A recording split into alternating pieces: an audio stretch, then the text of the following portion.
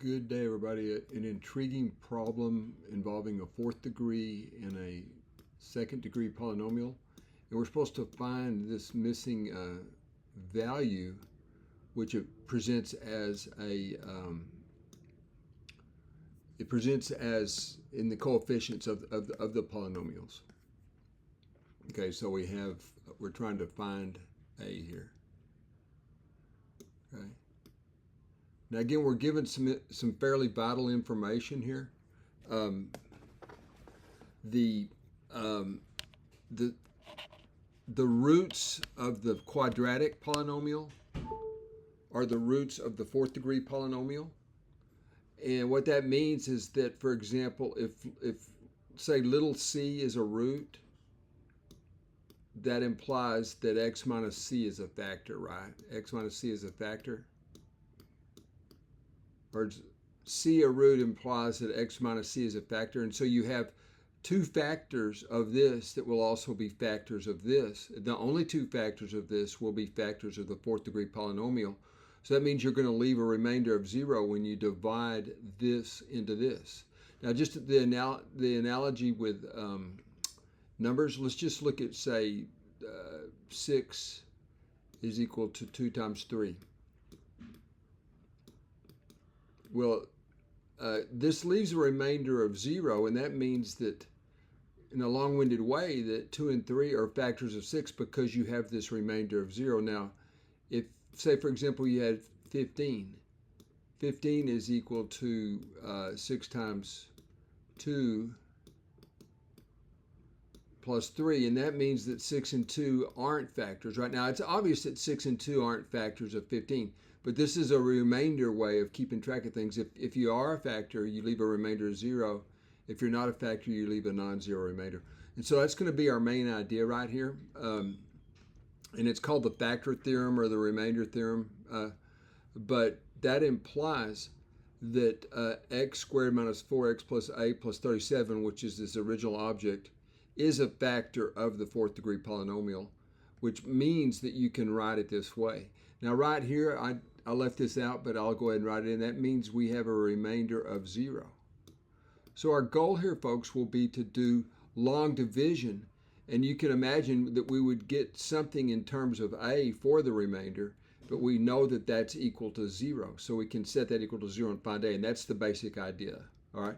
Now I've already done all the long division, and this is what I just said right here. So we see the remainder of 0. We will use long division to find the remainder in terms of a. All right, so it's a nice little problem. So you might think this would be a Vieta's problem. Maybe it is, but you don't need Vieta's. Okay, so down here, I carried on. I found here's the quotient, which we don't need it. But y'all, this is just all the long division. I'm not going to go through the tedium of the long division. But this part here is our remainder. So in other words, this whole part has to equal to 0 per our earlier part, right, folks? In other words, that's the remainder as a function of a and x, but it has to be equal to 0 because of the initial conditions. Now, one thing I do want to point out as far as the very beginning here, it's very clear that x cannot equal to 0 for the system, right? X is not equal to 0. Now you could, if you said x equals 0 here, you would get a is equal to minus 37. So you could get something for a right here, but not here, right? You would get that 945 is equal to 0, which we know is false. So x can't be equal to 0.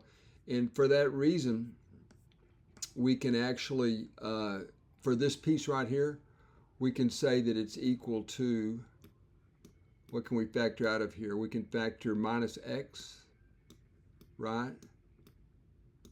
And all the coefficients have to be equal to 0. That's a property of polynomials, right? So we have minus x times 3a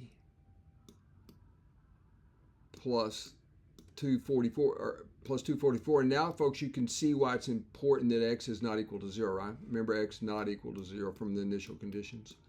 X can't be equal to 0. So that's going to force 3a plus 244 to be equal to 0. Now, notice right here that it's very clear that a has to equal to 3 goes into 244 82 times, but we're setting it equal to 0, so you would get A is equal to minus 82. And it's you can also, this is the constant term, and it has to be equal to 0 too. And of course it does work out. You can verify that 21 minus 282 is equal to 0. Okay. Here's, I use this, but it's both of these, this condition right here would give you 0, and then it has to, because the whole remainder has to be equal to 0, right? But both conditions, the one I worked is this one here. But this is our answer, folks. A is equal to minus 82. Okay, so there you go. I thought it was a fun little problem. When I first made up composer's problem, I thought I did it with Vieta in mind. Okay, but it's just the factor theorem is what got the job done here.